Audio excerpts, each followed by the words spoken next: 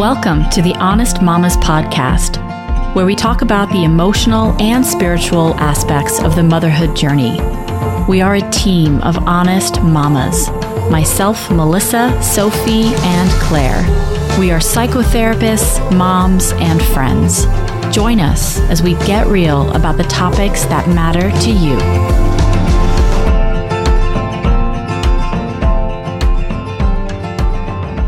Hello, everyone, and welcome to episode 19 of the Honest Mamas podcast. Today, I am thrilled to be speaking with Rose Snyder Talbot about the topic of mindful mothering.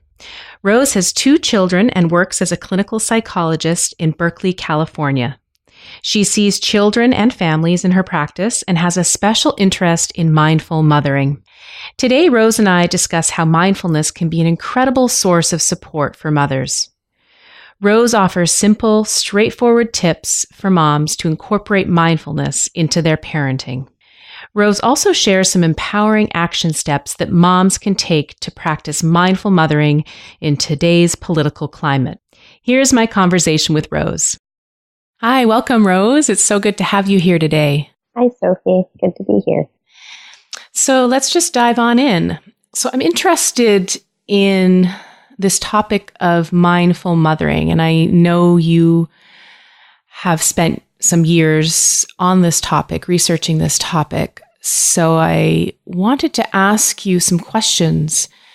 Maybe we could begin with you telling us a little bit about what is mindful mothering. Yeah. So at this point, my most basic understanding of mindful mothering is being as present as you can for what's happening in the moment of mothering, and accepting that for what it is. So that's kind of a really central definition, I would say. But I did do research and, spent years studying it and reading different information I could put together, and wrote a dissertation and had a much longer definition that was very technical. But really just the most simple way I think of it is just showing up as much as you can and being as present as you can for yourself and your child. Beautiful. And can you tell us a little bit about how you became interested in this topic, where your journey began? Yeah. So, I had been interested in mindfulness since I was actually a teenager, probably something around, 13 or 14. I started to get interested in meditation and things along that nature. And it's always been a love of mine, having studied a lot, through Buddhism and other types of meditation. And so that had been something already very present for me in my life. And, often as a regular practice, sitting meditation and going on retreats and things like that. And another love of mine has always been working with children and being with children, as a babysitter and nanny and teacher's assistant, and ultimately working in the field of psychology and counseling. And, over time, as I was in my doctoral program, I was not a mom at the time, which I am now, but at the time it was more kind of bringing these 2 loves together. And some of it was very personal in the sense that I loved working with children and loved mindfulness practice. And some of it was kind of more of a mental thing of, thinking of all these theories that I had read about and blending them together. But I started to think about how important those early years are for children and their development, and how that might be a really fruitful time to be looking at the quality of presence that a mom can bring to that scenario, or any parent or any caregiver, but how that might affect the parenting and therefore the experience of the child and later outcomes for them. So that's kind of what led me to then really looking into, this topic of, quote, mindful mothering.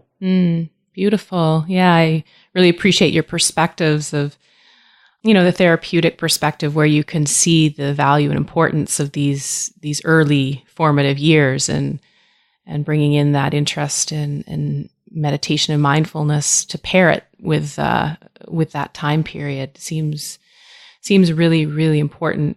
Yeah. I'm also wondering, in your research and in your studies, if you came across anything on mindful mothering and how that helps support mamas, or even in your own experience, if you've felt that those types of practices have helped nurture you or affected your mothering? Yeah. Well, one of the things I got most excited about when I was doing the research was, that a lot of things were being looked at from a neuroscience point of view, looking at different areas of the brain getting impacted when you practice mindfulness meditation.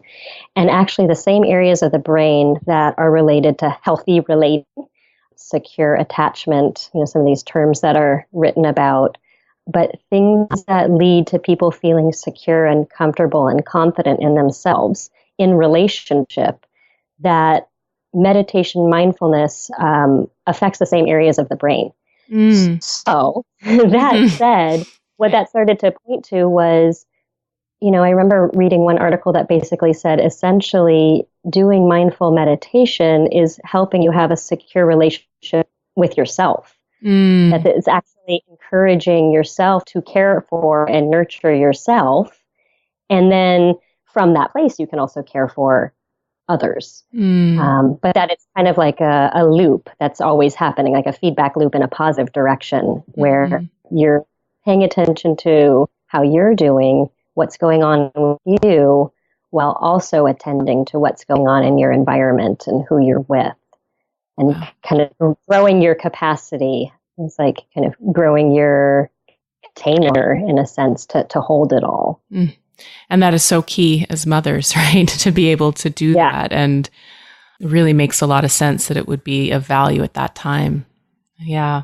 Yeah. And, you mentioned, my own personal experience as a mom, because now I am a mom, years after writing the dissertation. Right. And, I might have read this in the research, but I certainly know through personal experience that if you're not mindful and caring for and nurturing yourself, it's really hard to do that for someone else. So, I wouldn't even, it's like if you're paying attention to what's happening with your child, that's one thing, but kind of deep presence, you're going to have to start with being at home in yourself first. It's almost not possible to be fully present for someone else if you're not really doing that for you, and kind of tracking that in yourself.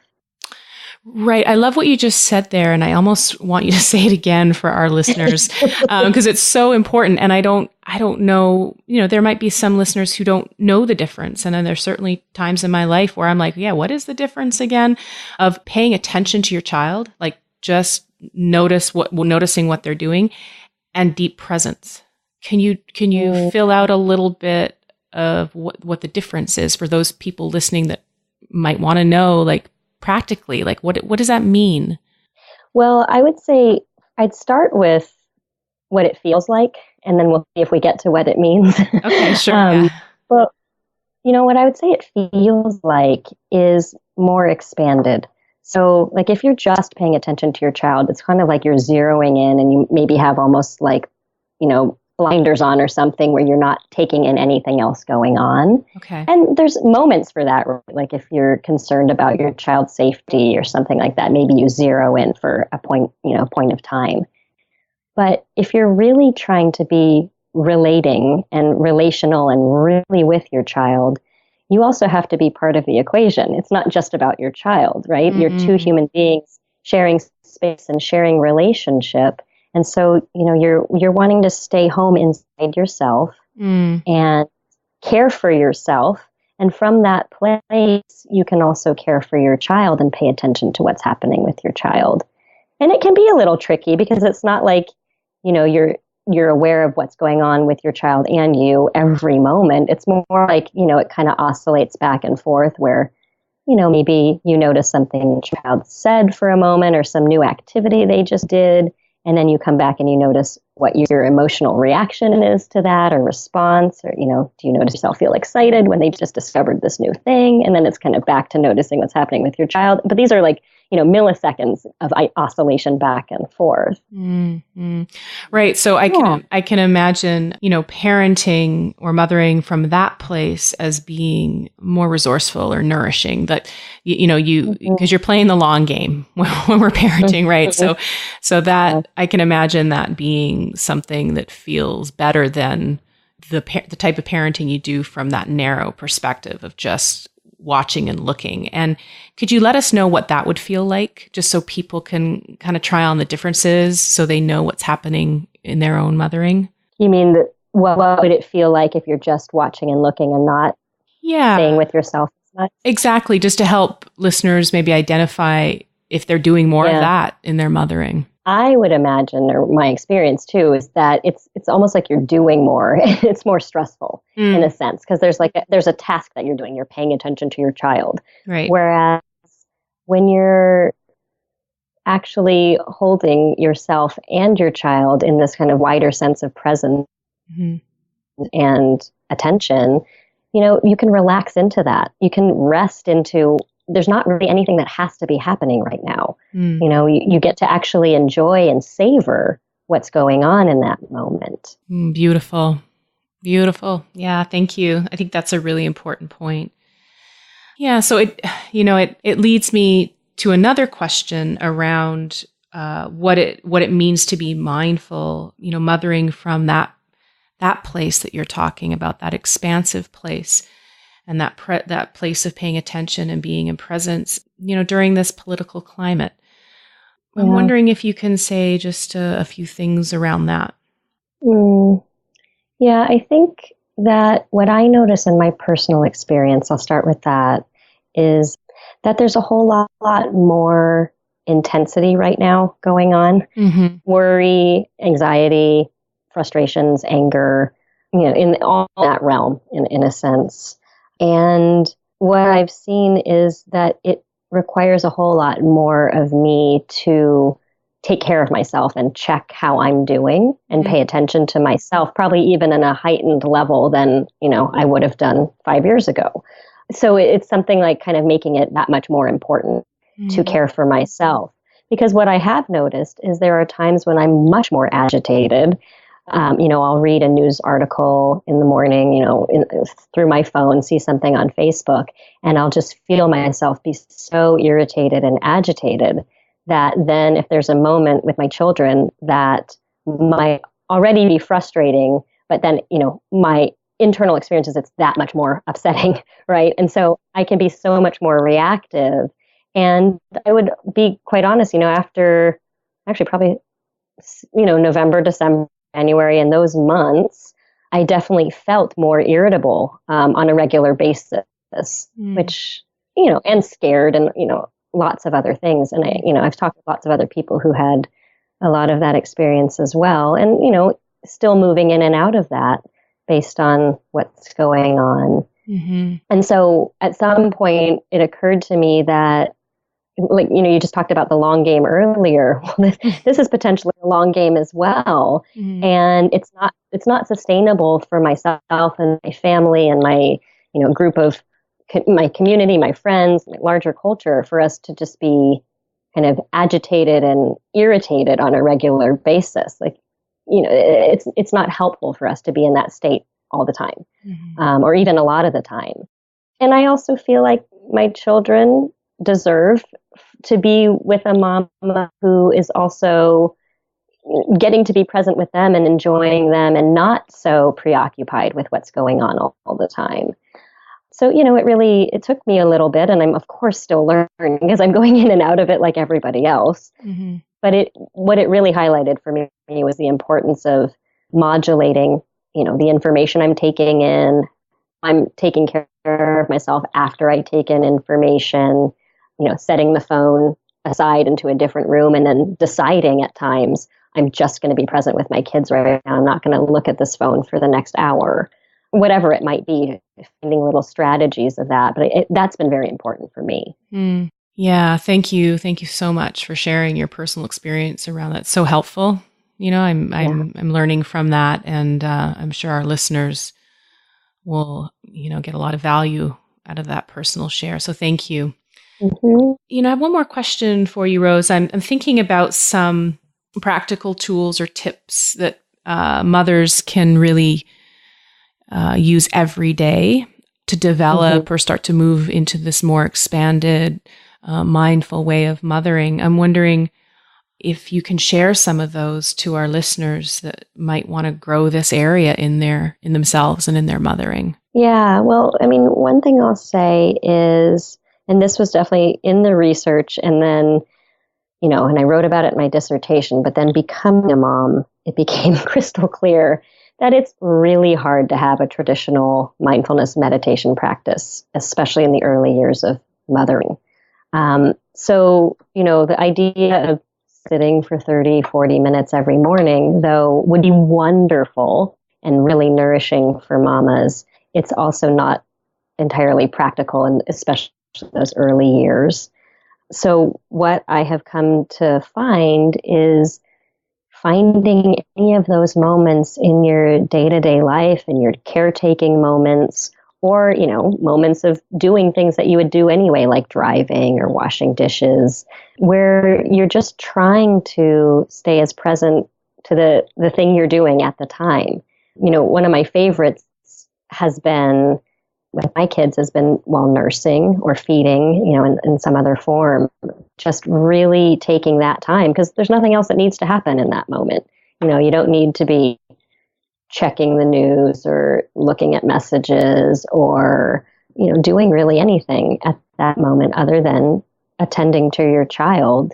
So then, it's like using all of those built-in moments day to day to just decide, right now, my practice is going to be every time I'm feeding my child, I'm going to be fully present.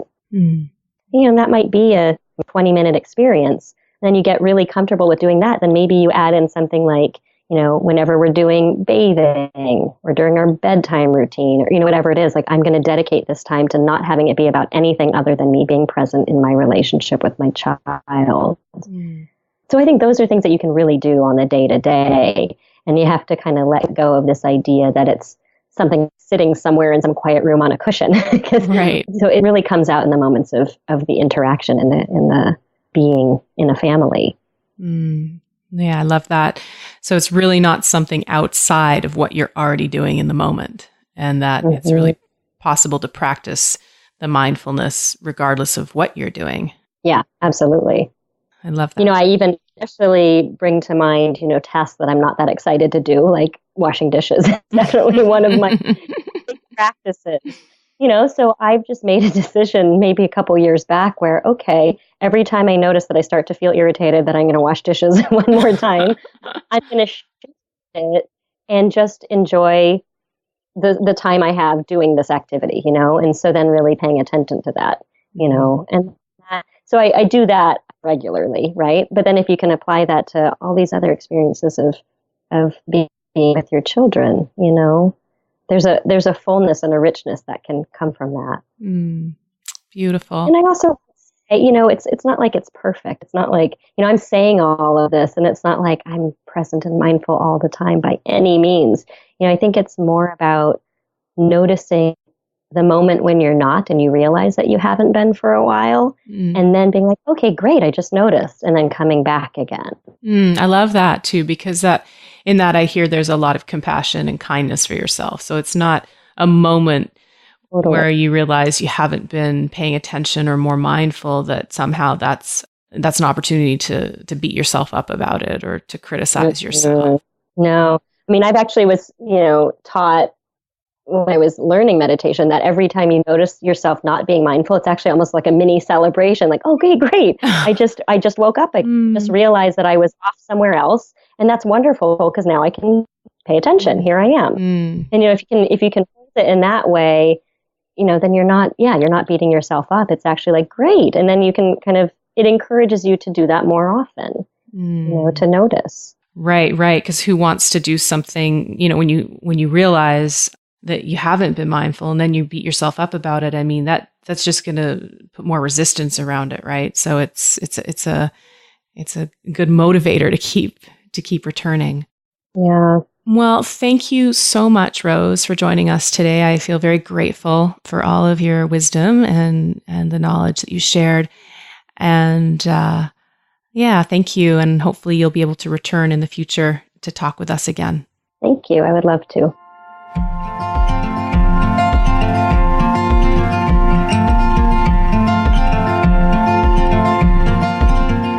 Thank you so much for joining us for today's episode. What I loved about today's interview was how Rose talked about the importance of staying home inside ourselves and tracking our experiences when relating to our children. She explains how this type of mindfulness tends to the relationship and can feel more spacious and resourcing for mamas. If we are so focused on our children and repeatedly neglecting our own experience, we can really get burnt out. To get our show notes and more information, go to www.honestmamas.com/episode 19. Also join our community on Facebook by going to www.facebook.com/Honest Mamas Community, where these conversations will continue.